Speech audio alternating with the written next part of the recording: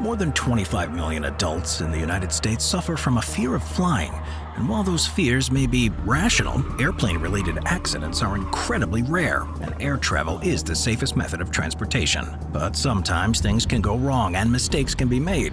So let's begin today's video on the top 15 most dangerous plane takeoffs and landings. Number 15. Courchevel International Airport. France is known for good food, great wine, and of course, gorgeous locations. But it's easy to forget about the incredibly high snow-covered peaks. And if you're looking for an adventure in skiing, then look no further than the Courchevel International Airport in France. The runway is pretty short, with just 1,700 feet in runway length. But to make it that far, the airplane is still going to have to make a pretty steep climb if the pilots can even make it through the deep valleys. This is an airport with such a dangerous landing that only specially certified pilots are allowed to even attempt a landing here. And there are no second chances at Courchevel International, so you either get it right the first time or not at all. It also runs on a pretty serious slope with a steep gradient of 18.5%, so you better hold on to your lunch if you plan on making a stop here. And to make matters even worse, for some strange reason, the airport doesn't offer any lights or instrument aid. So good luck if you're trying to make it here during some bad weather, because it is not going to happen.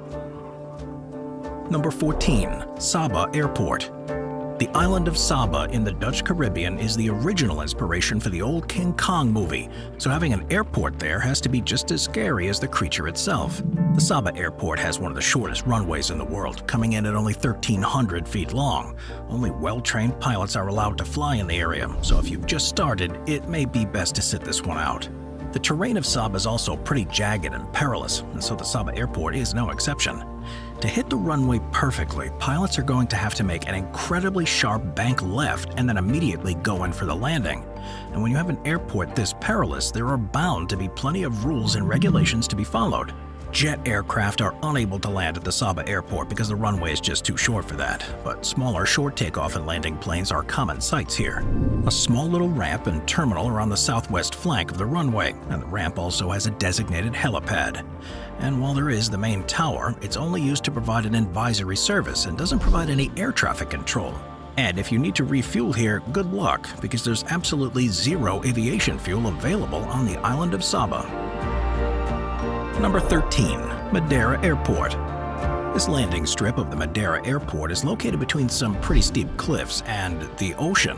Whatever the hell engineers were thinking when they built this one is anyone's guess. But they also built a series of platforms on artificial islands to extend the runway. It was so short. The runway itself is held up by more than 180 sturdy columns, which are specially designed to withstand the shock during a landing. Here's another airport where only a select few pilots are allowed to land their aircraft. Actually, you can become qualified after completing hours of advanced training in a simulator, but it's still a whole other ballgame when you're doing the real thing. The airport itself is pretty tough to spot, so these pilots need to be able to locate specific landmarks while they approach the strip, and the fact that there's no instrument landing here isn't helping anyone out.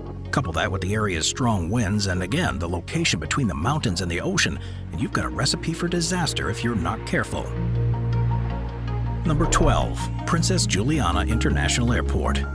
On the island of St. Martin is the Maho Public Beach. It offers white, sandy beaches, gorgeous, crystal clear water, and some serious Instagram shots. But it's also located right at the end of the runway of the Princess Juliana Airport, so don't be alarmed if you're swooped up by a massive gust of wind caused by the plane coming in for a landing. Oh yeah, and not to mention the deafening sound it brings with it when you wake up in the middle of your sun-filled nap. This airport boasts a long runway coming in at 7,100 feet, but the planes have to reach an extremely low altitude in order to hit it just right. So if you see any photos of the beach or even manage to hang out on the shore, it looks like the airplane is just a few feet above the beachgoers' heads. It's a tough spot for pilots too, because that means they're going to have to not only block out the hundreds of daily sunbathers in an attempt to stay focused on the oddly placed runway, and miss the beach entirely despite being so close to the ground. There are plenty of signs warning beachgoers and spectators of the dangers of getting too close to jet engines, but despite those dangers, Maho Beach is one of the most popular places in the world for plane spotters. Sadly though, in 2017 a woman from New Zealand died after getting too close and sustained injuries from the jet blasts from a departing aircraft. Number 11. Lufthansa at Hamburg Airport. In 2008, both the 137 passengers and the crew aboard this Lufthansa jet had to hold tight during a wild ride caused by some pretty nasty crosswinds. The airplane was making its final approach at Hamburg Airport in Germany, but a winter storm had some other plans for them. It's a pretty scary sight, so just imagine what it must have been like to be on the inside of the cabin as the plane wobbled about, drifting that way and this way like a leaf on the wind, a really strong wind. But for every time the wind caused a plane to veer off its trajectory, there's an amazing recovery made by the pilots. Even the landing was compromised as the plane attempted to safely touch down on the runway more than once, only to be forced to abort the landing and take off to the skies again to stabilize themselves out. Luckily, though, it was later reported that the flight was able to land safely later on, and all 137 people were able to walk away to live and fly another day. Number 10. McMurdo Station. Do you know all of those Arctic research stations? Well, how do you think scientists got there? Yep, a lot of them fly there, which means there needs to be a runway to accommodate the airplane. The McMurdo Station in Antarctica is an ice runway built on bare volcanic rock in the Hood Point Peninsula on Ross Island, and it's made completely out of ice. But that's not to say there's a cold lake beneath the surface. No, this ice is actually made from 4 inches of tightly compacted snow. It's a unique way to make perfect use of the natural surroundings. The ice runway at McMurdo Station is used by the United States Antarctic program through the summer season, and it's the only main airport on the entire continent. So if you're flying into Antarctica, there's a pretty good chance that landing here is inescapable. And things get even tougher during the Arctic winters when the area is dark for a full 24 hours a day. The runway doesn't offer the pilots any lights either, so both during the dark days and the serious whiteouts, pilots are going to have to land blind. But don't worry, because they all undergo special training before even attempting to come here. Number 9. Avro 146 at London Airport. It may not always seem like it to the passengers, but when a plane lands, it needs to have a soft landing. Otherwise, that 45-ton aircraft is going to go straight into the ground, and you're going to have a lot of unhappy passengers. But unfortunately for the pilot of this aircraft, they came in way too hard while dealing with wind and poor weather conditions, which caused them to bounce along the runway, almost tipping over at one point. But since this is a list of close calls, no one was seriously hurt. And when your flight attendants tell you that bags tend to shift about in the overhead storage compartments, this is what they're talking about. Everyone on board this plane should be thankful for the suspension systems, because in the end, that's mostly what saved everyone on board. When you've had such a smooth trip, the last thing you would want or expect is for things to go wrong on the landing. Talk about cooling your jets. Number 8. Miracle on the Neva. Back in 1963, an airplane took off on an ill-fated flight from a Moscow airport. Nicknamed the Squeeze Tu-104, the Tupolev Tu-104 aircraft needed to make an emergency landing in the Neva River in what is now the city of St. Petersburg. So what happened exactly? Well, almost immediately after takeoff, the airplane encountered severe technical issues and the landing gear was stuck at the halfway point and unable to fully retract. The pilots requested they turn back into their original airport in Moscow, but permission was denied due to heavy fog in the area. Quickly running out of options, the pilots had to make the split-second decision. They would carry on and attempt to land on the unpaved road of a nearby airport. But the technical issues on board only escalated and the gauges stopped working. Needing to reduce the weight of the plane, the crew dumped most of the fuel, meaning the amount of time they could now spend in the air was limited.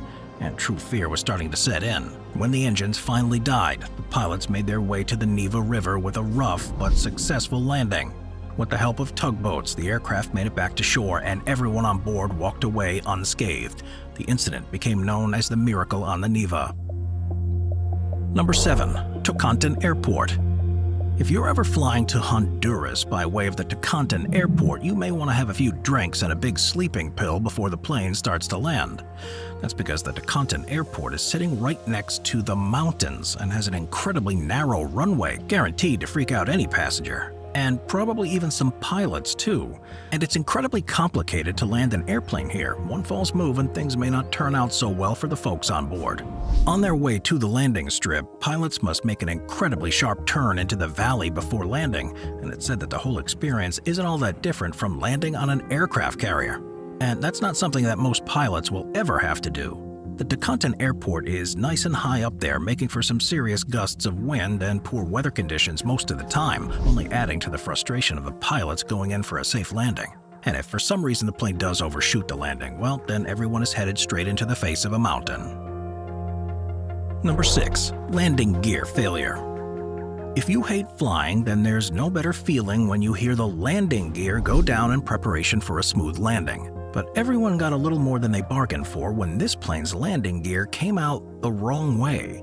You can see that all is well with the rear wheels, but the front landing gear is completely sideways. That's definitely not going to work, but it's also not the type of thing you can fix in midair, so the pilot was left with no other choice but to go for it, attempting to land the plane as best they could. The incident may have been absolutely horrifying for everyone inside, but the landing was a success, albeit a messy one. The plane landed amidst smoke and eventually sparks and flames as it dragged its nose across the runway, hanging on by just a thread.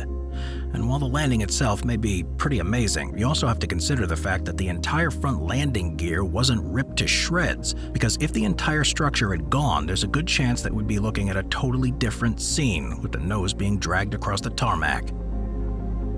Number 5. Gisborne Airport. On the outskirts of Gisborne in New Zealand is probably one of the most interesting airports in the world. It's not located near a heavily populated beach or tucked in the crevices of a mountain. Instead, the Gisborne Airport shares a runway with a railway. Planes, trains, and automobiles aren't speeding down the runway side by side. No way. Here, the runway actually intersects with the National Railway line. Gisborne isn't an incredibly popular airport, making chance of an awful collision quite slim, but the possibility is still there if just one person behind the scenes makes a mistake. Gisborne Airport, though, has to be in a constant contact with the folks working with the railway stations, and the takeoffs and landings are coordinated with accurate and up-to-date train schedules to avoid any twisted metal mishaps. And so while the operations of both the railway and the runway may be dangerous, it does make for a pretty cool and one-of-a-kind setup. Just make sure you're paying close attention. Number 4. Paro Airport. Bhutan is a country in Southeast Asia, found near the Himalayas, and boasts one scary airport. It's so tough to land at the Paro Airport, in fact, that there's only 17 pilots in the world that are qualified to do it. Yeah, this means it's going to be tough getting there. That's because this 6,500-foot runway is surrounded by 18,000-foot tall mountain peaks, where one false move means one big boom. And because the location is so precarious, departures and arrivals can only happen during the daytime. The airport's also pretty well hidden by the surrounding mountains, and by the time the pilots do actually see it with their own eyes, they're just moments away from being too late. And to even make it to the runway in one piece, the pilots need to fly between the mountain peak at a 45-degree angle before making their dramatic landing. And even the best pilots still have to fly dangerously close to the homes that dot the mountain tops. This may be one flight where it's not crazy to clap when you've landed safely. Number 3. Congonhas Airport. Every pilot worth their salt can talk to you about the Congonhas Airport in Sao Paulo, Brazil. But that doesn't mean that they like flying into it, unless they're a real thrill seeker or just plain nuts. The Congonhas Airport has a dangerously short runway, and the approach you have to make to get the passengers and crew safely on the ground is even more so. First off, the airport's right in the middle of a heavily built-up part of Sao Paulo, and will give the pilots the feeling that the belly of the plane is about to scrape one of the skyscrapers below while you're coming in for a landing. Once you make it past the high-rises, you get to deal with the tarmac below, which is said to be incredibly slippery. One false move here and things will go south pretty fast. In fact, the landing strip has been a serious issue in the past, with more than one fatal crash occurring there. So whether you're a pilot or a passenger, it might be best to fly into a different airport when cruising over to Brazil. Number 2. Lukla Airport, Nepal. If you're the adventurous type looking to push things to the vertical limit, then there's no doubt that you'll be flying into Lukla Airport in Nepal to scale the treacherous Mount Everest. But despite being an everyday occurrence, landing a plane here is not an easy thing to do. First off, the runway's positioned right between the mountains, and it's very short to boot. You have to hit it perfectly and at just the right speed. There really is no margin for error here at Lukla. And because the airport's up in the mountains, no plane is going to make a descent at the end of the flight. On the contrary, they're going to have to ascend if they want to stick that landing at Lukla. The pilots of aircraft need to be in constant communication with air traffic control here, but their power does have a tendency to go out up in the mountains due to the elevation, weather, and generally freezing temperatures that don't play well with electronic equipment. So, if this is your first professional outing as a commercial pilot, maybe it's best to work your way up to a landing at Lukla Airport if you're planning on having a long career. Number 1. St. Helena Airport. Anyone coming in for a landing at St. Helena Airport on a remote island in the Atlantic Ocean had better hold on tight because they're in for one bumpy ride. There's a lot going on here that even the most seasoned of pilots need to be wary of. But the wind shear paired with the fact that this international airport sits on a cliffside seems to be the biggest points of interest here. Despite being referred to as the most remote airport in the world and even the most useless, the British government spent the equivalent of $370 million on the St. Helena Airport before it opened in 2017, after plenty of delays. It makes only a handful of flights each month, mostly to South Africa, but it's safe to say that no one likes coming through here. It's just too risky. The airport has been built on the prosperous Bay Plain on the east side of the island and has a concrete runway of about 6,300 feet, and the entire facility can accommodate up to 2 twin-engine passenger aircraft up to the size of a Boeing 757. And because the airport's precarious location, there are plenty of navigation aids to help planes get on and off the ground as safely as humanly possible. There is plenty of rough terrain to be wary of too, as well as steep approaches at 1,000 feet above sea level and rocky outcrops, which make an instrument-free approach impossible. The St. Helena Airport's equipped with an instrument landing system and a Doppler VHF omnidirectional system, and even Honeywell Aerospace supplied a smart path ground-based augmentation system to aid with GPS signals that make for a precise approach and landing. This is the type of place where there truly is no room for human error, and relying on these high-tech machines is any pilot's best bet.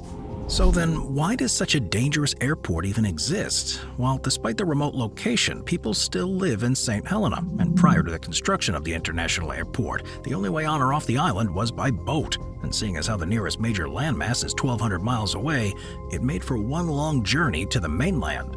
5 days by boat to be exact, and to make matters worse, departures were made just once every 3 weeks. Talks to open an airport on the high and mountainous island began as far back as the 1940s, but it wasn't until 2005 that the bidding process began. We'll see you next time.